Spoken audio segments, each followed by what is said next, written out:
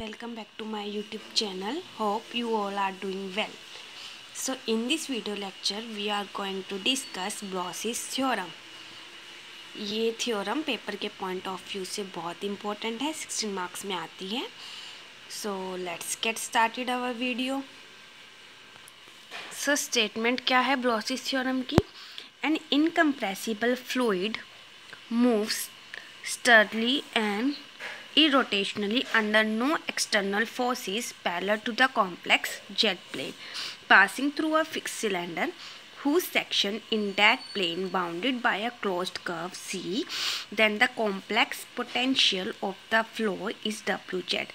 जो complex potential है flow का वो क्या है? Wz.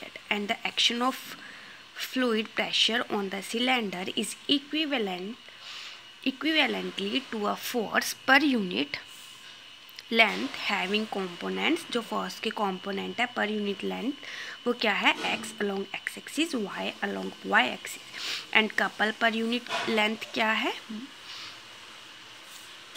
movement couple per unit length of movement क्या है? m है. where x minus iota y is equal to half of iota rho integration along the closed curve C dw upon dz का square dz and m क्या थी यहाँ पे? Movement, couple of movement which is equal to real part of minus of half of rho integration along C z dw by dz का square dz.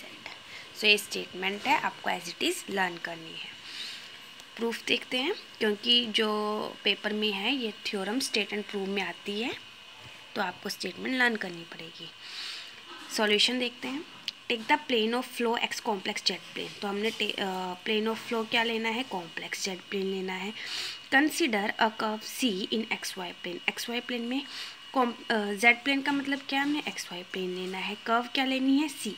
Late P कोई point लिया हमने x y and Q x plus del x y plus del y. मतलब P में थोड़ा थोड़ा distance हमने add किया है, तो ये क्या हो गया? P का नेबर पॉइंट. और क्या के जो कोऑर्डिनेट्स हैं वो क्या है? x plus del x y plus del y be the neighbouring point and del s be the elementary arc. If P denotes a pressure at P, जो स्मॉल p है वो प्रेशर डिनोट कर रहा है इस पॉइंट पे, capital P पे, then pressure force per unit length on elementary arc is P del S. तो जो प्रेशर फोर्स है एलिमेंट्री आर्क क्या है? Del S. उस पर प्रेशर फोर्स क्या होगी? P, क्योंकि P हमारा क्या है? प्रेशर डिनोट करता है, right. If theta be the angle made by tangent PT, अगर थीटा मेरा एंगल है जो किसके द्वारा? टेंजेंट PT के द्वारा बनाया जा रहा है P पे, make with the initial line. See this is our initial line. Tangent क्या है हमारी? PT this. और ये PT हमारा क्या एंगल बना रही है? सॉरी हाँ, ये टेंजेंट है, ये हमारी इनिशियल लाइन है एक्स एक्सिस. तो ये टेंजेंट जो PT टेंजेंट है वो मेरी इनिशियल लाइन के साथ कौन सा एंगल बना रही है? थीटा. तो देन कोस थीटा किसके इक्वल होगा? dx upon ds and sine theta dy upon ds. ये तो हमें पता है. And normal at P make an angle pi by 2 plus theta with the initial line. और जो नॉर्मल है P पे वो क्या एंगल बना रही है इनिशियल लाइन के साथ? Pi plus theta, pi by 2 plus theta. Components of pressure along x and y axis. Pressure को कौन डिनोट कर रहा है? Small p. तो स्मॉल p के कॉम्पोनेंट्स देखते हैं हम एक्स एंड वाई एक्सिस के अलोंग. तो p अलोंग एक्स एक्सिस क्या होगा? p cos pi by 2 plus theta which is equal to minus of p sine theta, क्योंकि cos 90 प्लस थीटा क्या होता है? Sine theta. p along y axis किसके equal होता है? p sine half of theta, half plus theta, sorry 90 plus theta. तो sine 90 plus theta किसके equal होता है? cos theta. ये डायग्राम है. सी हमने यहाँ पे P पॉइंट लिया जिसके कोऑर्डिनेट्स क्या है? X Y. इसका नेबर ये P2 क्या है? एलिमेंट्री आर्क है. क्या के कोऑर्डिनेट्स क्या हो गया? X plus del x y plus del y. ये हमने टेंजेंट ड्रॉ की है, ठीक है, जो हमारी इनिशियल लाइन के साथ क्या एक्सिस बना रही है? सॉरी क्या एंगल बना रही है? थीटा एंगल बना रही है. The pressure force along x axis minus P sine del s, pressure force क्या थी हमारी, पी डेल एस थी, है ना। तो यहाँ पे बस क्या आ जाएगा, पी के प्लेस पे पी डेल एस, यहाँ पे अलोंग वाई एक्सिस में पी के प्लेस पे क्या आ जाएगा, p del s. Cos theta same रहेगा, s cos theta is equal to d x upon d s and sine theta is equal to d y upon d s. Therefore one implies pressure force along x axis. तो pressure force हमारी along x axis क्या होगी, sine theta को replace कर दीजिए d y upon d s से, कर दिया, डी एस के साथ डी एस कैंसिल, तो minus of p d y, right. और अलोंग वाई एक्सिस में आप कोस थीटा को रिप्लेस कर दीजिए d x upon d s से, डी एस कैंसिल, तो पी डी एक्स आ जाएगा, ठीक है। Let x and y be the total pressure force on the whole body. X and y क्या है, टोटल प्रेशर फोर्स है on the whole body, which is equal to x is equal to minus integration along C, क्योंकि अब हम पूरे body के along ले रहे हैं, और एक्स के अलोंग क्या था, minus of p d y, ठीक है। वाई के अलोंग क्या था, पी डी एक्स, और अगर हम पूरी बॉडी के अलोंग ले रहे हैं तो integration along the whole curve C. अब from statistics we know that if the system of force is applied on a body, then with the resultant force there is a couple of movement। हमें statistics से पता है कि अगर किसी body पर system of forces apply हो रही है तो उसके साथ उसमें रिजल्टेंट फोर्सेस के साथ साथ एक कपल ऑफ मूवमेंट भी होती है। So let the couple of movement हमने क्या लिया है, M F which is equal to r vector cross F vector. तो इस क्रॉस प्रोडक्ट को ओपन करते हैं, और क्या है, एक्स वाई जीरो, क्योंकि हम 2 डायमेंशनल रह रहे हैं तभी रोटेशनल फ्लो है, एंड एफ वेक्टर क्या है मेरा, forces minus of p d y along x axis, p d x along y axis, ये रहा, यहाँ से लिया है हमने।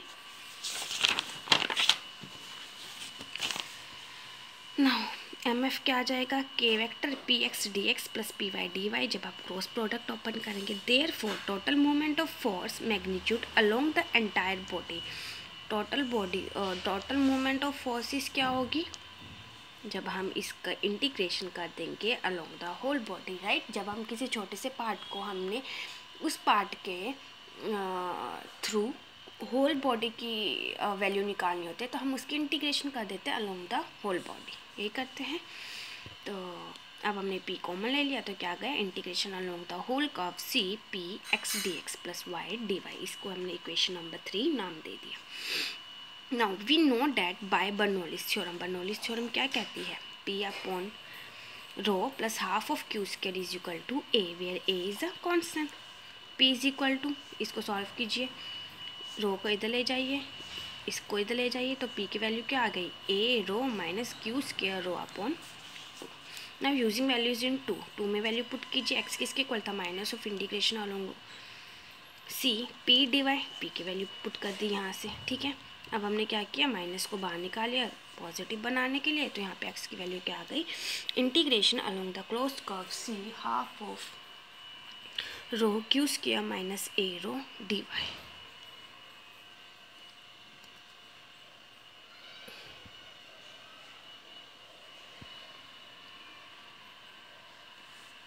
y इज इक्वल टू क्या था हमारे पास, integration along the closed curve C p d x, p की वैल्यू पुट कर दी, सो एक्स एंड वाई की वैल्यू आ गई। अब हमने स्टेटमेंट में देखा था कि हमने क्या निकालना है, x minus iota y, so हमने यहाँ पे किसकी वैल्यू निकाली है, x minus iota y, x की वैल्यू रखी माइनस अयोटा वाई की वैल्यू रखी। अब क्योंकि दोनों को हम सेम बॉडी के अलोंग इंटीग्रेट कर रहे थे, सो हमने इंटीग्रेशन को कॉमन रख लिया, राइट। अब डी वाई को इसके साथ ले गए, डी वाई को इसके साथ ले गए, डी एक्स को इसके साथ ले गए, डी एक्स के इसके साथ ले गए, ठीक है। अब क्योंकि ये पॉजिटिव था, नेगेटिव था, ये पॉजिटिव बन के, क्योंकि यहाँ पे हमारे पास क्या है, माइनस है, ठीक है। वैल्यूज पुट करके आपने सिर्फ सॉल्व थोड़ा सा सिंप्लीफाई करना है, which is equal to integration along the closed curve C rho by 2 q square. अब इसमें से इन दोनों में से इसको कॉमन लिया तो क्या आ जाएगा, d y plus iota d x. इसमें से ए रो को कॉमन लेंगे तो क्या आ जाएगा, माइनस ऑफ ए रो को कॉमन लेंगे तो अंदर क्या रह जाएगा, d y plus iota d x, ठीक है। अब क्या किया, इंटीग्रेशन के साइन को दोनों के साथ अलग अलग लिख दिया, इसके साथ इसके साथ, ठीक है। As integration along the closed curve C a rho d y plus iota d x is equal to, इसको भी अलग कर लिए, इसको भी अलग कर दिया, सेपरेट सेपरेट करके लिख लिया, राइट। अब जब हम इसके अलोंग इंटीग्रेशन करेंगे तो डी, ये तो कांस्टेंट है, डी वाई का क्या जाएगा वाई, डी एक्स का क्या जाएगा एक्स, ठीक है।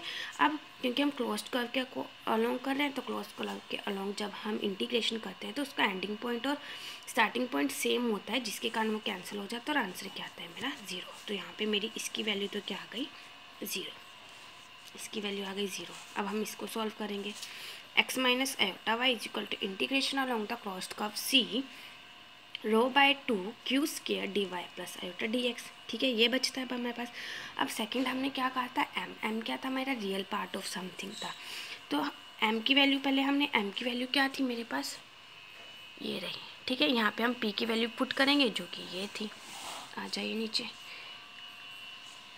p की वैल्यू पुट कर दी, ये था, ठीक है। अब इसको इसके साथ कर लिया, इसको इसके साथ कर लिया, सेपरेट सेपरेट करके लिख लिया, राइट।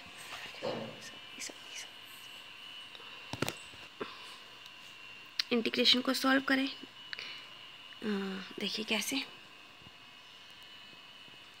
जब हम इसकी विद रिस्पेक्ट टू एक्स करेंगे तो क्या आएगा एक्स स्क्वायर बाय 2, इसकी ए रो वाई डी वाई करेंगे तो वाई स्क्वायर अपॉन 2 बन जाएगा, ऐसे इसमें होएगा। तो सॉल्व करके आपके पास क्या आ जाएगा, a rho x square by 2 plus y square by 2 along the closed curve C minus half of rho integration along the closed curve, इसकी अभी हमने इंटीग्रेशन नहीं की है, ठीक है। अब क्योंकि क्लोज्ड कर्व के कॉरस्पॉन्डिंग कर रहा है तो हमारी वैल्यू क्या आ जाएगी 0, ठीक है, माइनस हाफ ऑफ रो। तो यहाँ से हम नेक्स्ट पार्ट में देखेंगे, ठीक है। अभी इस पार्ट को हम यहीं तक करेंगे। थैंक यू, आई होप आपको इतना पार्ट समझ आया होगा। Thank you.